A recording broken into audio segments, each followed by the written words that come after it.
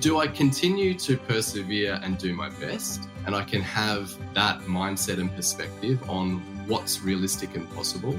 Or do I actually need to wave more of a flag and to say, I can't dial down the demands? We've got to explore then, what does it look like if I play this out? What is going to be the impact of operating under these conditions? Hello, I'm Dr Jodi Richardson, and you're listening to Well, Hello Anxiety, a podcast where we end the struggle with anxiety and build our toolkit of practical skills to thrive. Hello everyone, thank you for joining me again for another episode of the podcast. Today's special guest is Dr Adrian Medhurst, and what we realised when we were having a chat off air is just how many friends we've got in common, particularly his two co-authors on his new book, which is called Meditate on This, which we'll talk about a little bit later in the episode as well. But Dr Adrian Medhurst is a speaker, he's an author, he's an educator and a thought leader specialising in performance psychology, wellbeing science, stress mastery, I love that, stress mastery, mindfulness, behavioural change and innovation. I love that these are all the different approaches that you take to your work, Adrian, because one without the rest is often in isolation not enough, is it, to help people really make meaningful change. So he's also the co-founder of Benny Button. And it makes me think of Benjamin Button, the movie. I'm going to ask him about why he named his company Benny Button. Benny Button is actually an inspiring business, which is helping organisations drive performance through understanding and enhancing employee wellbeing. So it's just, honestly, I think we could have days talking together about lots of topics. But let's get started with a lovely welcome, and thank you for joining me. Oh, thank you. And it's great that you recognise the coming together of those different areas that I focus on. I don't want it to seem like a brag book bio. Instead, it's just, look, over my time, these have been really significant areas that do really come together in helping us to be at our best and reach our potential. They really are. And it's funny that, isn't it? It's always a little bit awkward when somebody reads your bio. I find that too. And what I found recently is I've been feeling more confident speaking confidently about things like the podcast. Like if I do a presentation and I'll say to people, look, you know, I've got a podcast that will help.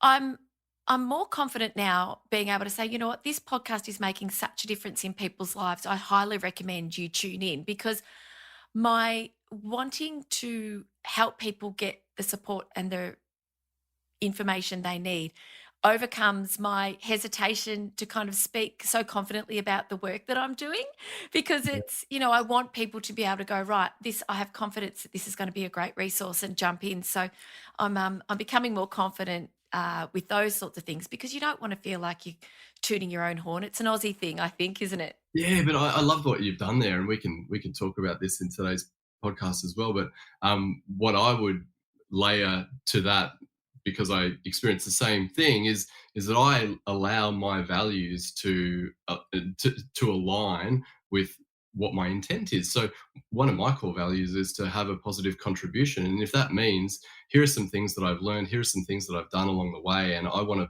be able to share those stories with you and share them in a way that helps you to learn and carry forward what you might do for your circumstances, then it's not about me then, really. It's really about the contribution that I'm trying to have.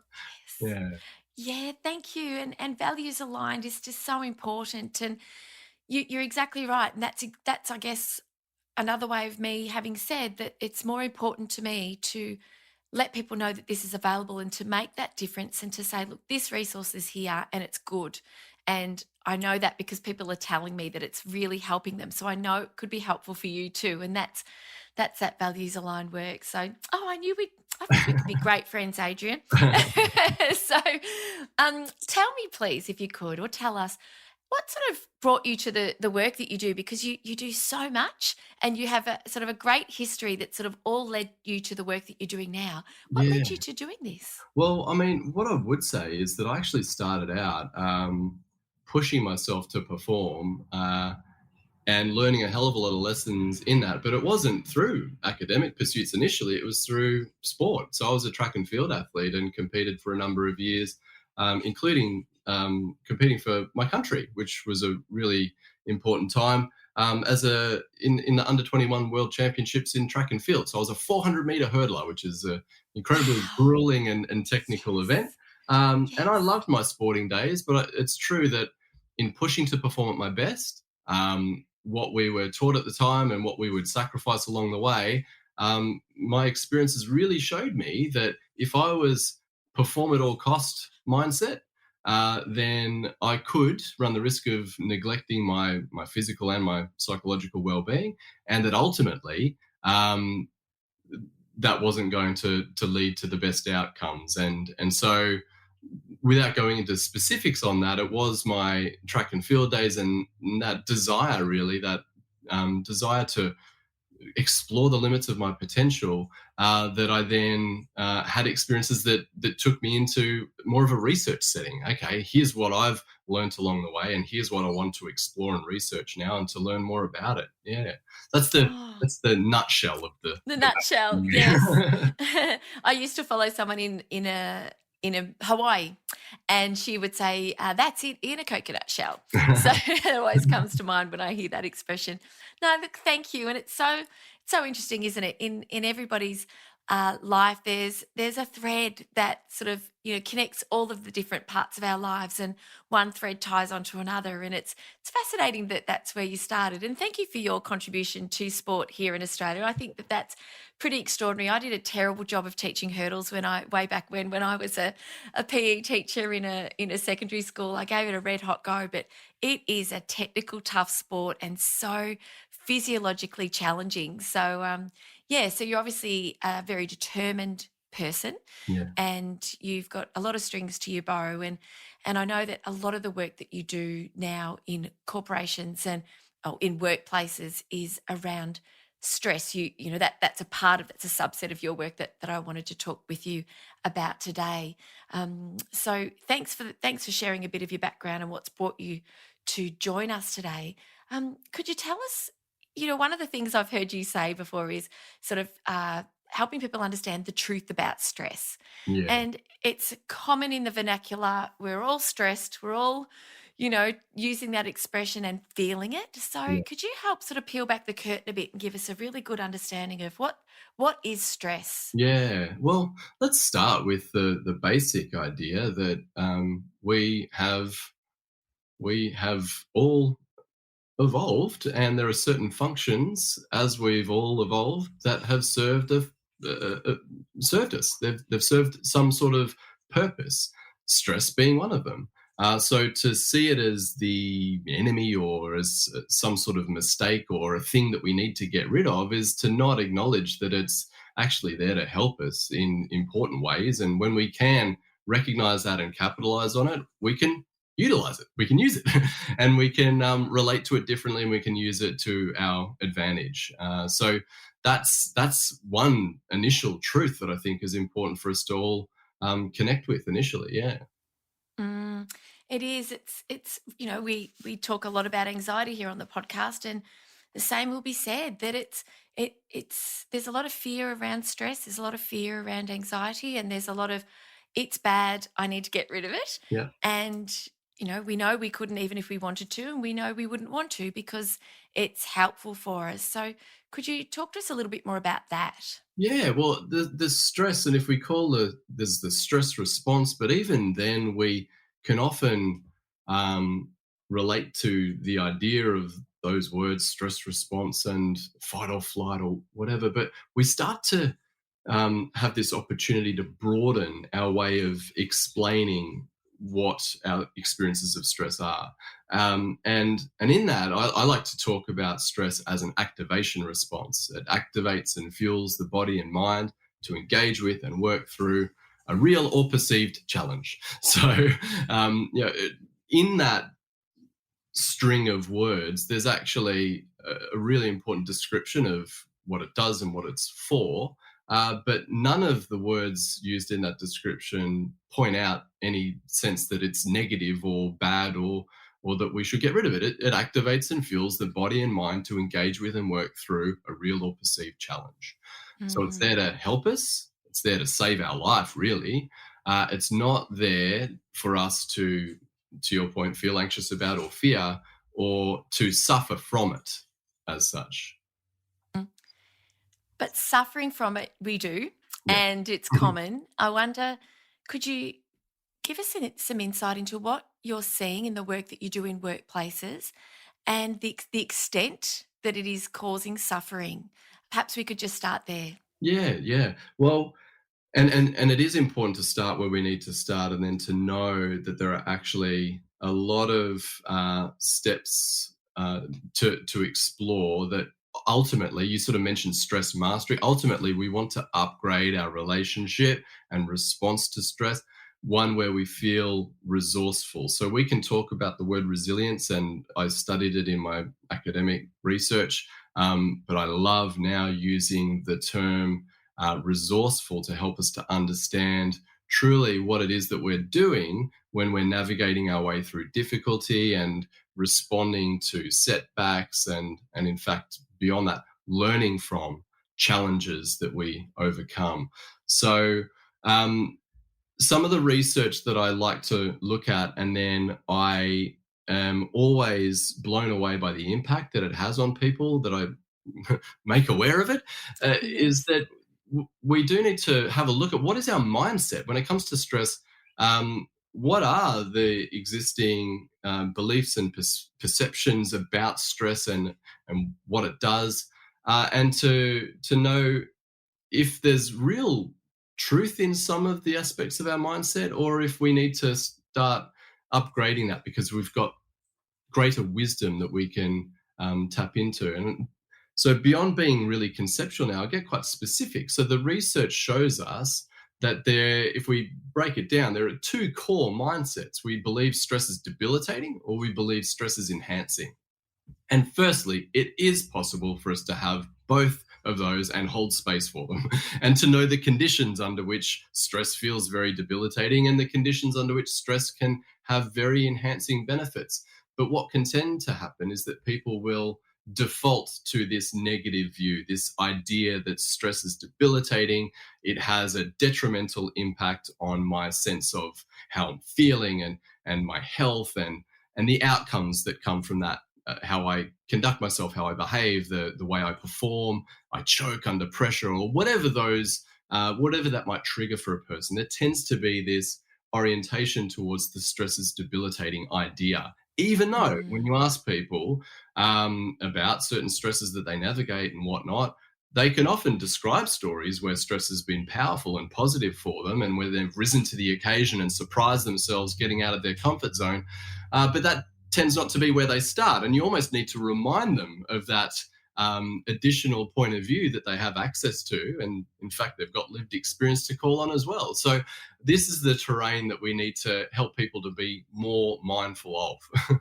Yes, I followed the work of Dr. Kelly McGonigal, and I know she did a great. I don't know if it was a TED talk or if it was a Google talk or one of her videos on the upside of stress or a similar sort Yeah, of title, talking about how our beliefs around stress really change the way we physiologically respond under yeah, stress. But yeah, before we go to that point, the reason I think we perceive stress, so many of us in the community will or across the globe will perceive stress as being such a challenge and not good for us, and that have that mindset that stress is bad and we want rid of it and less is better, is because of the way it makes us feel. yeah, And I wonder if we could just sort of go back to basics just for a second and just talk about, well, you've got an employee in a workplace. He has competing responsibilities and deadlines that are nearing.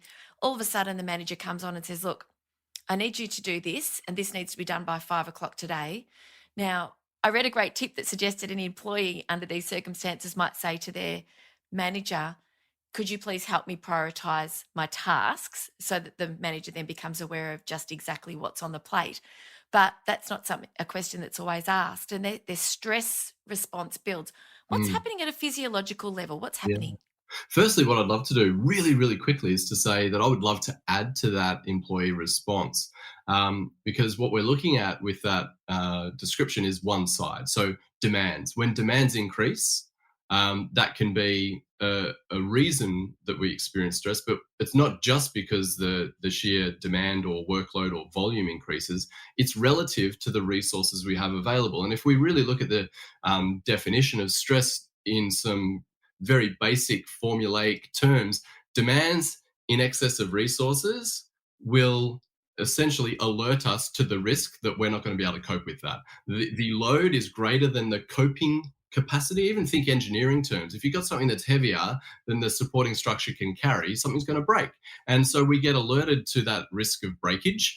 And that's our stress response, trying to really get us to focus on the problem, and to engage with it and work through it, not to run away from it, but to actually work through it and resolve it to the best of our ability. So I spoke longer than I intended to on on that little sidetrack though.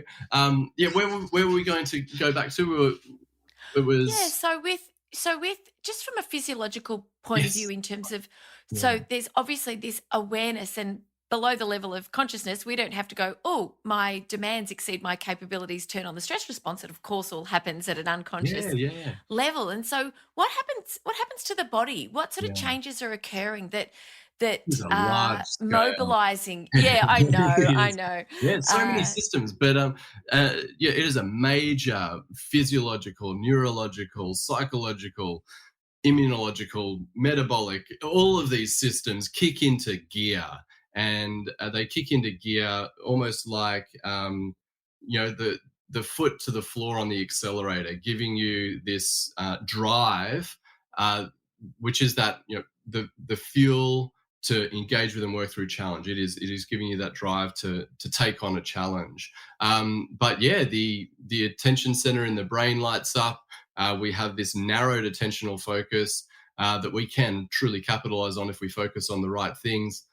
We have the respiratory drive kicks in, our blood starts to pump faster, so we feel our heart beating. And of course, in some of these that I've already described, racing mind, needing to focus, but the heart pumping and so forth, the respiratory drive, people starting to really elevate the rhythm of their breath.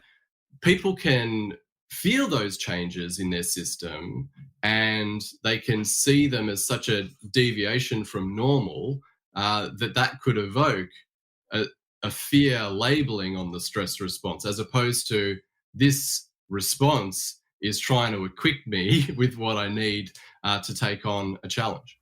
Yes, and that brings us back beautifully. Oh, beautiful segue back to where we were when I prompted us to digress for a moment, but about the idea of the way we view the responses in our bodies when we're experiencing stress really has a profound impact on how it impacts our health. Yes. Yeah, absolutely. And so, yeah, you were right in pointing out that we don't just sort of slow down and intellectualize, oh, the load and the demand has increased, therefore I will shortly be experiencing stress. No, it hijacks us quite differently to that. And I think when we can be more mindful of the nature of our mind in this process, so how are we thinking about the incoming challenges, and how are we thinking about changes to our physiology and changes to the nature of our psychology. So if the mind starts to um, look for confidence and clarity in what is becoming more of an overwhelming set of tasks or priorities, then how is the mind relating to this as opposed to what it is? It's like, what Mm. is the relationship to our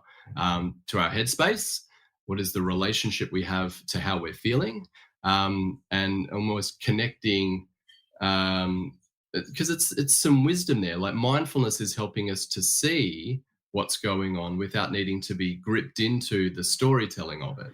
Ah, it's so powerful, isn't it? But it's very hard for a lot of people, isn't it, to be able to just get a little bit of space, to Yeah, be able to get that different perspective and observe what's happening. And so often, and I imagine, you see this and talk to people all the time, where it's just this idea that I've just got to keep powering through. Yeah, Whereas that yeah, investment in a little bit of time out, a little bit of space, and a reorienting the focus yeah. on an observation of what's happening prepares a person to be able to make better decisions moving forward. Yeah. There's a quote that bears repeating. You've probably had someone say it on the podcast, but I'll say it because it does really benefit from repeating. Viktor Frankl, between stimulus and response, there's a space. In that space lies our power to choose our response. In our response lies our growth and our freedom. Now I'll paraphrase. Between stress and reaction, there can be some space, some Yes. space to tune into and choose more wisely and skillfully. How do I relate to this experience? What are some responses or resources that I can call on? And it's in that where our wisdom can guide the choices around the actions that we take. And as a result of taking wise action, we can grow in incredible ways from that experience. Yes, I love Viktor Frankl. I gave away my Man's Search for Meaning book the other day. I'm working, actually, it's about to launch on, I've been a scientific advisor for over 12 months on an app, a really beautiful app that's about going to change the way we do socials, which is really exciting. And we had a bit of a film crew here, and the founder, I said, oh, we were setting up my bookshelf for a little bit of filming. And the end book was, because they're color coordinated, because it's black cover, it was on the end and it fell off. And I said, have you read this? He said, no. I said, right, take my copy. So I'll buy Absolutely. myself a new one. So if you haven't read Man's Search for Meaning, it's not a huge long read. No, It's not a massive book. It's not like a Stolen Focus or a Anxious Kids or no doubt Meditate on This is probably the similar size to the books we're used to. It's a very powerful read. So thank you for sharing that quote. And how do you support people who understand from an intellectual point of view that, yes, this is what I need, but a lifetime of habits have ingrained in me that I just need to push this accelerator to the floor a little bit harder, or let go of the afternoon gym session, or stay late, or miss lunch, or just because there's this view, isn't there? It's simplistic, I suppose, but going back to the analogy you shared before, that we've got increasing demands, or demands increasing our resources. So we've either got to reduce the demands or increase our resources. It's probably not that straightforward, but usually decreasing demands isn't an option. How do you help people to start to manage better when they're feeling this way? yeah, yeah. No, it's a very challenging question because circumstance. And first of all, I think the metaphor of the scales is helpful because it shows us that this isn't a set and forget. That in fact they fluctuate, and you're kind of right. It seems simplistic. You're kind of right that if the demands are outweighing the available resources, we have a couple of choices to focus on first. Can we dial up the required resources, or can we reduce the demands? And I think that's a nice place to start. But what I think is often, and again, we can intellectualize what we've learned about stress. I'll share with you something that is very much been popularized, but it's a nice place to start as well. When we're experiencing stress, when we have a look at what's going on, we can step back and say, okay, what is within my ability to control or influence, and what isn't? And Mm. that can again be another opportunity for us to get some perspective. In fact, to accept, yeah, I might be experiencing the sting of stress in a particular area, but I can also acknowledge there's not anything I can do. I can't control that right now. I can't influence it. I can't dial down the demands. And so whilst we might still feel that sense of pressure in association with a mismatch or an imbalance between the load that we're under and the resources we can get access to, if we can relate to that mismatch differently, and so we can know we're entering into a period of challenge or stress, we might be under pressure, things might not work out as ideally as we would like. We might not get perfect. All of these sorts of things that we might be otherwise layering onto our expectations. Yes. But we can step back from it and say, okay, well, do I continue to persevere and do my best? And I can have that mindset and perspective on what's realistic and possible? Or do I actually need to wave more of a flag and to say, okay, I can't dial down the resource. I can't dial down the demands. I don't have the opportunity. I can't control an increase in my available resources. So we've got to explore then, well, what does it look like if I play this out? What is going to be the impact of operating under these conditions? Is that acceptable for a period of time? Not at all. What are the boundaries that we want to put to that? And again, this is not easy work. We can talk about some of these simplistic levers that we want to look at, and then what can we control and what can't we control. But on the other side of that exploration, there's not always an easy answer. I want to come back really quickly to what you sort of mentioned about the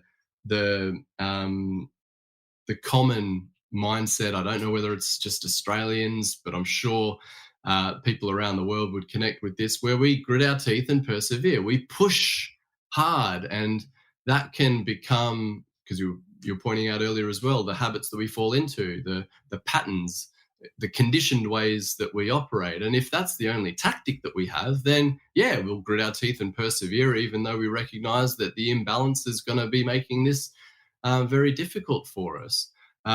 So the point is, are we being resourceful when we do that? Are we doing our best? Have we got perspective such that we're relating to that imbalance in a way where we're forgiving ourselves for not doing it all perfectly, or whatever might come from that awareness? Or are we saying, no, it's not okay that I continue doing this to myself? It has got to a threshold that I'm not comfortable breaching. I need to impose some boundaries. I need to stand up for myself in some way, and to truly step back and say, if people connect with what I'm saying, but they also recognize I've never done that, then this could be where we need to look at, what does that look like for you then? How would you stand up for yourself if you were put in those conditions? How could you develop a sense of confidence to take that tactic as an approach? Yes, it's not an easy thing to do. It's not an easy thing to do, and a portion of the workforce that come to mind for me talking with you now are the teachers. And did a presentation with a beautiful group of teachers at my daughter's primary school yesterday, actually, which was wonderful. And I just can see that schools everywhere, there's just the demands far exceed the resources. And it's hard because all of the teachers feel like they're in the same boat. It's not like there's somebody who's got a lower load that can sort of step up, and there's also the challenge that sometimes the teacher is the only one that can do that particular role. So how do people who feel like they're really stuck, Mm. what are some of the things that you might recommend? So there are little things that we can do for ourselves. There's topics out there, micro recovery. The research that I connected back to is proactive vitality management, which is so full of jargon, but it's actually helpful if we unpack it. What are the things that I can do proactively that I know will be vitalizing? Either that's in restoring a sense of vitality that might have been drained through a period of high demand, or they're vitalizing in that these are the things that energize me, that I find really meaningful. So proactive vitality, deliberately doing the things that help you to restore or really cultivate vitality. And management is about, well, having some discipline around organizing this into our schedule.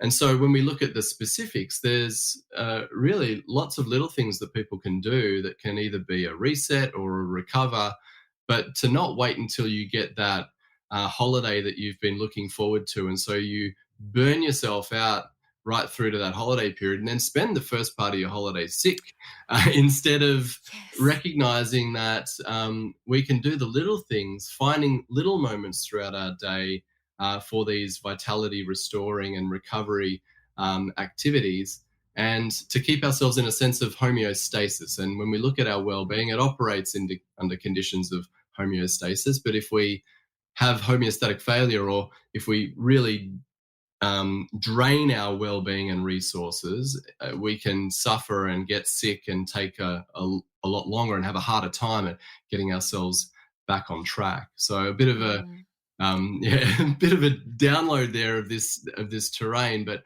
Yeah. I could get to some specific little tactics. But I think people will also want to um, connect with the things that they believe will be vitality restoring for them, Yes. because there's certainly going to be an amplifier effect for the things that really resonate for someone. Do the things that you know fit for you, not just the things that you're told on podcasts and in various places. These are the things you should do.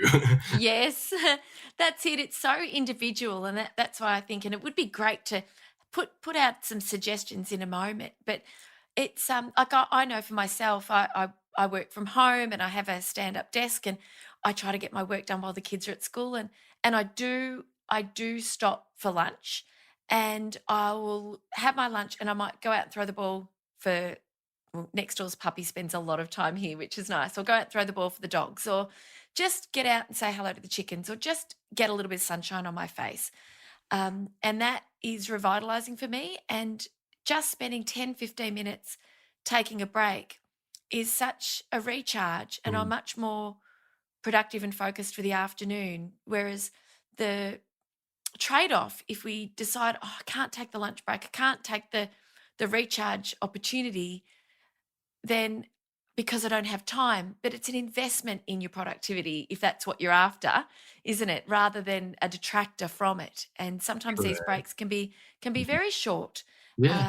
And Yeah. people could almost trivialize the value and benefit from them because they look small or brief, but and instead the more exciting grand gestures of self-care might be the ones that they assume are going to have a greater net benefit, but then they don't get to them because they can't make the time for the massage or whatever it might be. So doing the little things will absolutely add up in very important ways, and so it's good to hear some examples of what you do. And um, you know, there are things that I encourage people to do as well, and again, to get into the reasons for it, getting your body moving. And people like nod their head, yes, I know I should exercise, but the point that I like to make is every muscle contraction releases myokines, which are hope molecules is their nickname.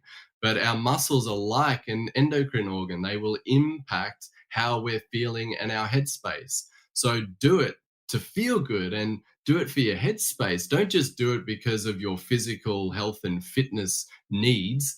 It helps us to feel good. So, to your point, getting outside in nature, and then do some squats or do some lunges, get those muscles activated, because we will benefit from it. Yes. Oh, exercise. Honestly, it's a huge part of my life and my history, and something that I am so passionate about. And the just I was just chatting with someone just yesterday about having she's just returned to, after a period of not being feeling great, not being well, lots of viruses, asthma and things, just returning to exercise and feeling like, oh, it's such a hard road when you've not been doing it for a while. But it's just doing what's, again, within your Yeah, resources, yeah, doing what is right for you. And what I said was, lucky you, because I love CrossFit and I've been training in CrossFit for a few years, and there's always skill development and strength improvements, but they're harder gains the longer you've been training. When you are starting something, you actually see a lot of change quite quickly if you're consistent. And like you say, it doesn't have to be necessarily about, you know, body shape or about mm, strength. It's just about, no, like you say, getting some movement, and bonus endorphins if you can get out in nature or do it with other people. yeah, It's really important. Yeah. totally. And yeah, I mean, with the time that we've got left, where do you want to take it? Do we want more tips? Do we want to explore the terrain Yeah. differently? So for me, Yeah. the breath is another one. So for us to take moments throughout the course of our day to tune into our breathing, breathing into our diaphragm instead of shallow breaths up in our chest. Now, those shallow chest breaths are associated with the activation of the stress response, particularly if it's a short and sharp inhale. We are now starting to breathe more poorly as we're spending time on our screens. There's a phenomenon called email apnea, but it extends to other screen use as well. We're not breathing well. And when we add that up, it's actually a lot of our day where we're just not breathing well. Posture at a sitting desk instead of a standing desk can have an impact on that too, being crouched over, not giving us access to belly breathing. But diaphragmatic breathing, abdominal breathing will really help us to have slow breaths, not necessarily the biggest and fullest breaths, but slow, gentle breathing through our belly will actually influence the vagus nerve. So think Viva Las Vegas, but in a different term. The vagus nerve is a superhighway, and our nervous system is influenced in considerable ways by the vagus nerve. So to activate and relax, so balancing out our stress response or our activation response and our relaxation response with even belly breathing is just a really powerful tool, a tool that we take for granted because we do it automatically every day. But breathing slowly as a deliberate practice is incredibly beneficial. It's I had the pleasure of speaking to Jessica Maguire on the podcast, and she has a vagus nerve course. She has a 2-hour mastermind, a 6-week course, and she just exudes the calmness of someone who has great vagal tone. And yes, certainly the vagus nerve is something that the more we are able to understand its role, and like you were saying, it can be activating and releasing the vagal brake to activate our system and mobilize us to respond to the stresses Yeah. that are before us. But then the vagal brake reapplies when a stress cycle comes full circle. And I wonder if you could uh, add a little bit to that understanding, is in that to me, on face value, I look at a lot of people I know and people I meet. I think your stress cycle has begun. It's never ended. So what is it about sort of closing this stress loop that's important? It's an interesting one because we can we can learn certain lessons, we can form certain rules about our experience as it's happening, and we can move from one thing to the next, maintaining a level of intensity and not have that or not take the time to tune into and resolve an episode that we've been in. And as a result, we can feel like we've got this sort of chronic and ongoing stress load that we're under, and whether we're not giving ourselves the break to get perspective and to reflect and learn, or we're not noticing it. So we're either genuinely keeping our foot to the floor on the accelerator and wearing ourselves out. Allostatic load is the physiological wear and tear. Research has shown pre-COVID, previous 30 years, has seen a 45% increase in allostatic load. Human beings are degenerating at a increasing rate. So premature decline in association with allostatic load. We need to turn that around. We need to find the opportunities to counteract the chronic nature, the excessive and prolonged nature of that ongoing stress. And it's some of that is because we are not physically in our current reality always responding to stresses that are happening right here, right now. What we're doing is we're chronically activating the stress response based on what our mind is thinking about the challenges that are either ahead of us, or the load of stresses that we haven't got to, or in fact continuing to go over our past experiences that don't feel properly resolved. So that's where a lot of the stress related wear and tear is coming from. Yes, this insight is so powerful because it isn't always what's in front of us. It's we're looking ahead at what's coming. We're reflecting on something that might have happened. And that's where the Yeah. practice of mindfulness makes such a difference to our experience in the now and our experience across our life and to our ability to cope. And Yeah. could you tell us, please, about Meditate on This, about the book you wrote with Dr. Joe Mitchell, the amazing Dr. Joe Mitchell from the Mind Room, and the wonderful Peter Cook, formerly of Thought Leaders, who now is a meditation teacher himself. I get Pete's regular email, which I love. It's one of the few regular emails I just love to read. Could you please tell us about the book? Yeah. So the book is an interesting one in that it's divided up into four sections: health, happiness, performance, and relationships. And what we go into in those four sections is how we've learned from the science that mindfulness has incredible benefits in these areas. Now, let's face it: health, happiness, relationships, performance. Those, if we can get those four areas working well, that's great. So that's helpful in the book, but you might just find that one of those sections is the one that's of most relevance to you. And then we've got a couple of chapters in each section. But as well as that being an interesting read where we talk a bit about the science and we tell some stories that bring it to life a little bit as well, we break it down into some key principles. We started off talking about values and we look into the role that it plays as well. But what I would argue for listeners as well is actually adopting and carrying forward in the area of mindfulness, but to talk about what I like talking about at Benny Button, mindful action. So let's know that mindfulness is a state that we want to cultivate, where we are more aware, we are more observant, we can be more discerning about where we choose to focus our attention, bring our energies. We want to make mindfulness then active, deliberate in how we're using it. And in that area, I'd like to say we should all take a more deliberate routine forward in checking in on how we're going and checking in with those around us. And Mm. that's something that I support businesses to do, adopting a process because people like to Yes. know, well, how do I do this? Yes. And in fact, to even have technology that helps people to do this more regularly, checking in on myself rather than the week has disappeared and I'm in a fit of anxiety and stress and I don't know what to do about it. And I'm going to spend my weekend time in a heap, overindulging on comfort food or doing the wrong things when it comes to recovery.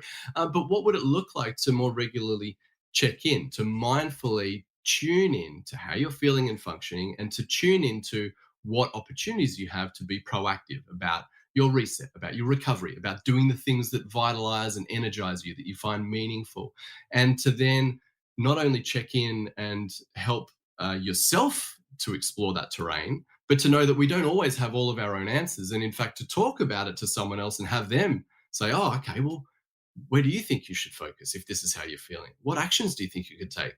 Oh, and if you don't know, well, what resources of support could I help you to find? So there's a way that we can have each other's back and a bit of a buddy system or an accountability system that will serve people well. Oh, thank you. Thank you for sharing that. The book is available at all good bookstores. I mean, all bookstores are good bookstores in my book. But yes, you can also check out Dr. Adrian Medhurst's website, and I'll share all of the details. Now, I have overlooked one quick question, and it is Benny Button. Tell us about the name before we part ways. So Benny Button, we, as a wellbeing and performance business, we really explore that work and life dynamic because this is about the whole person and the whole organization.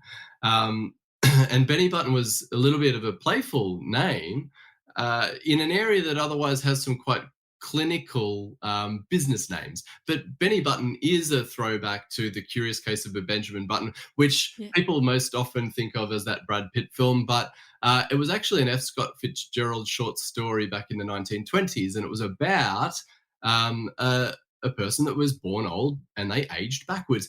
But this became a metaphor for well-being and the routines that promote well-being, helping us to, in a sense, uh, wind back the clock. So we had, when we were forming the business, there was a great man, Rod Dry, who actually had a child in his 60s and was communicating about the importance to him of feeling well and having the energy to give his best to his child. And so he wanted to turn back the clock in a way by doing things important for his well-being. And someone at the time said, it sounds like you're doing a Benjamin Button. And so we kind of stuck, and our work is absolutely focused on helping people to live well and have impact, which is wellbeing and performance coming together. And we think that metaphor is a nice and playful one to connect with. I love it. And it piques curiosity. People will ask about it. And it's on the T-shirt that you're wearing now that listeners won't be able to see, of course. But oh, look, Adrian, it has been so lovely. This hour has gone past in a flash. And I thank you so much for sharing your time and your wisdom and your insights with us. And I'd love to direct people to follow your work. And so your website is? bennybutton.com. That's the best Easy. place to find us, and at bbennybutton on the old socials there. So On the old socials, awesome. And I'll put all of that in the notes.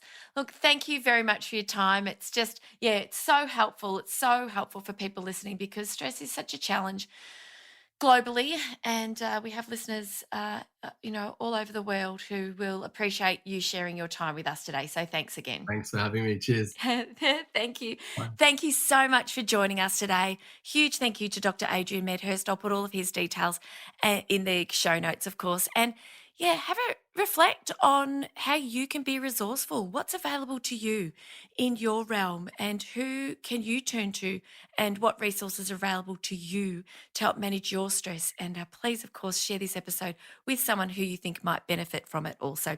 Thanks again so much for your time, and I'll see you next week. Okay, bye. Thank you so much for joining me for this week's episode. If you enjoyed it, please subscribe and leave a review. To keep the conversation going, I'd love you to join me over on Instagram. You'll find me at Dr Jodi Richardson. Also, if you'd like a copy of my free 5-day mini email course, Calm Your Anxious Brain, then jump over to my website, drjodirichardson.com, and you can sign up down the bottom. I've really enjoyed having your company. Thanks so much. See you next time.